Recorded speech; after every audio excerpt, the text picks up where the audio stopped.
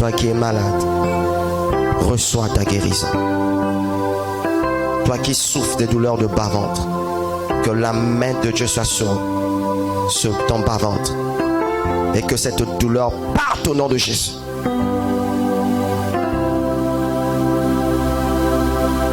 Oins ta parole. Bénis ta parole. Au nom de Jésus. Amen. On acclame le Saint-Esprit. Nous sommes debout, nous allons honorer la parole de Dieu. Aujourd'hui, je ne serai pas lent. Je sens dans mon esprit que, après cette parole, quelques minutes de prière. Nous sommes toujours à l'école du caractère.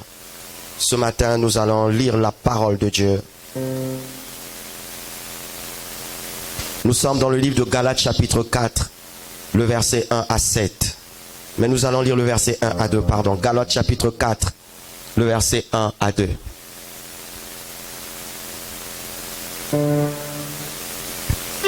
Galates chapitre 4, le verset 1 à 2.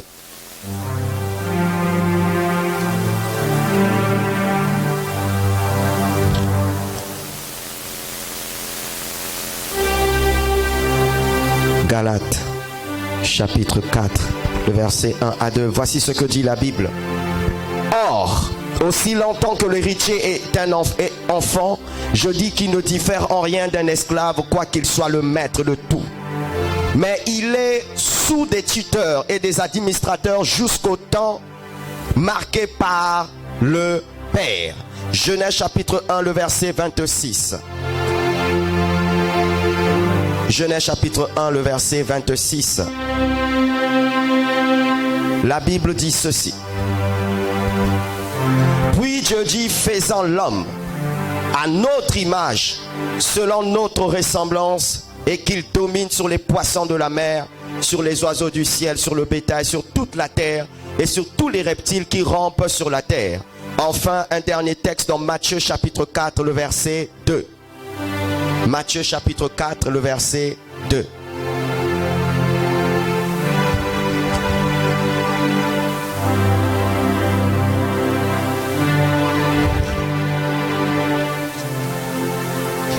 Après avoir jeûné 40 jours et 40 nuits, il fut faim. Le verset 3, le tentateur s'étant... Excusez-moi, je vais commencer par le verset 1 s'il vous plaît. Alors Jésus fut emmené par l'Esprit dans le désert pour être tenté par le diable. Après avoir jeûné 40 jours et 40 nuits, il eut faim. Le tentateur s'étant approché, lui dit, si tu es le Fils de Dieu, ordonne que ces pierres deviennent des pains. Amen. Veuillez vous rasseoir s'il vous plaît.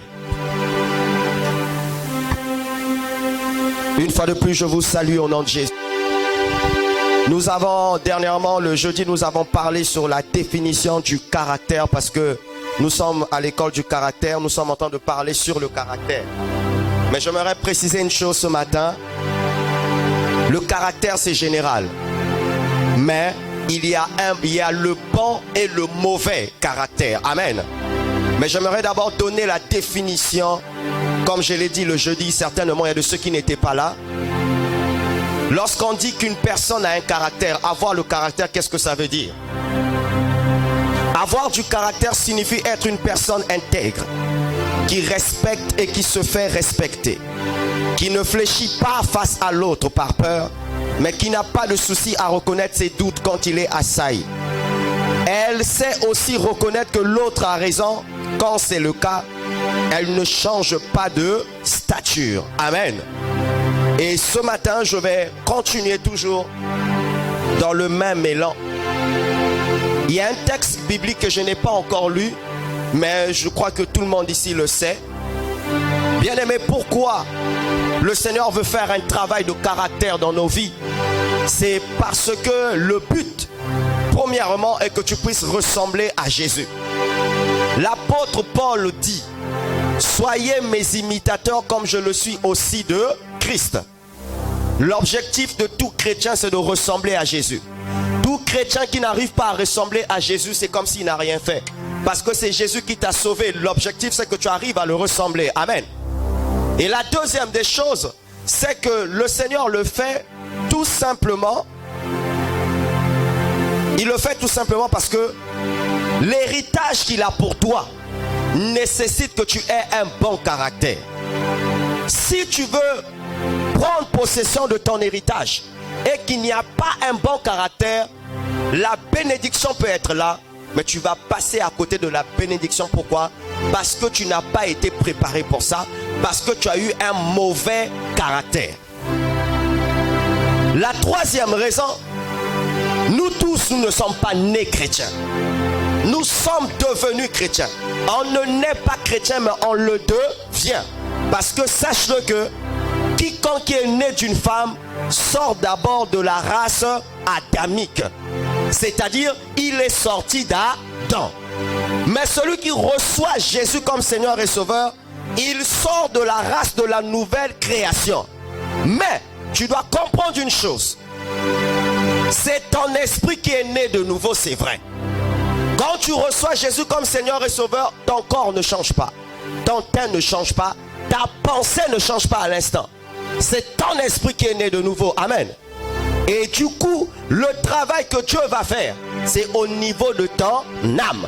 Parce qu'au niveau de l'âme se trouve le siège des émotions, des sentiments et de la volonté. Est-ce que tu me suis? Maintenant, qu'est-ce qui se passe? Tu es chrétien. Le Saint-Esprit a des grandes choses qu'il veut faire avec toi. Mais le grand problème, c'est que tu as un type de caractère qui empêche Dieu de te bénir. Je vais prendre un exemple. Dans le jardin d'Éden, regardez ce qui va se passer. Là, je suis qu'à l'introduction. Il va se passer quelque chose. Pour comprendre de quoi nous voulons parler,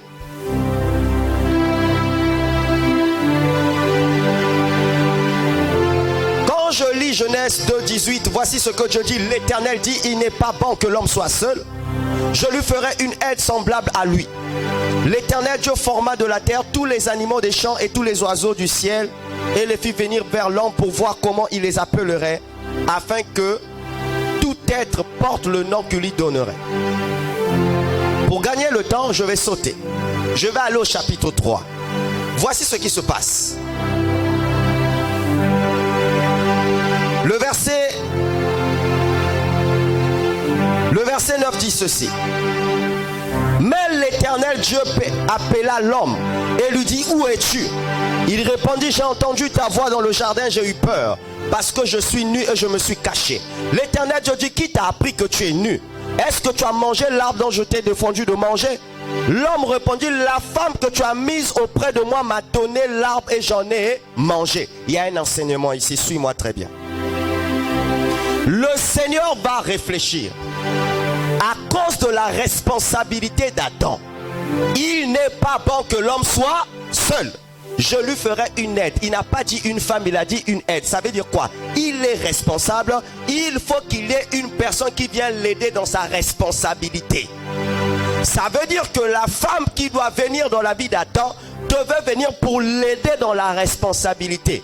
Moi je me pose la question, quand toi tu dis que tu aimes cette personne là, Bolingwana, Eza ya profit, yali kelemba, ou bien tu es une aide. Parce que si tu épouses une personne auquel tu ne peux pas aider, on y charge na vie. Est-ce que tu me suis? Une aide. Mais ce n'est pas le sujet d'aujourd'hui. Je vais entendre à quelqu'un, où est-ce que tu vas en venir? Tiens, quelqu'un soit en paix. Mon frère, ma soeur, ce qui m'interpelle, c'est la réaction d'Adam. On lui donne une aide. Mais quand vous lisez d'abord au début, Dieu avait donné l'instruction d'abord à l'homme. Qu'est-ce qu'il dit? Il a béni les deux, c'est vrai, mais l'instruction était auprès de l'homme. Il dit ceci: assujettissez, dominez, multipliez, soyez féconds. Il leur dit aussi, il dit maintenant à l'homme, tu pourras manger de tous les fruits sauf l'arbre de la connaissance du bien et du mal. Mais vous allez vous rendre compte, quand le problème va arriver, voici la réaction d'Adam. Il dit, Dieu dit, est-ce que tu as mangé le fruit que je t'ai défendu? Au lieu seulement de dire oui, c'est moi. Écoute sa réponse. C'est la femme que toi, tu as mis à côté de moi qui me l'a donnée et j'en ai mangé. Ça veut dire quoi? Adam était un irresponsable. Pourquoi? Si Dieu te donne les choses que toi tu veux et qu'il ne t'emmène pas dans une étape, c'est-à-dire que, je peux parler. Matthieu 4. Jésus reçoit l'onction. Il est baptisé. Le Saint-Esprit descend. Mais ça c'est au chapitre 3. Mais au chapitre 4, qu'est-ce qui se passe? L'Esprit de Dieu va le conduire où? Dans le désert. Pourquoi? Pour qu'il soit tenté. Autrement dit, c'est pour qu'il soit forgé. Où est le lien avec Adam?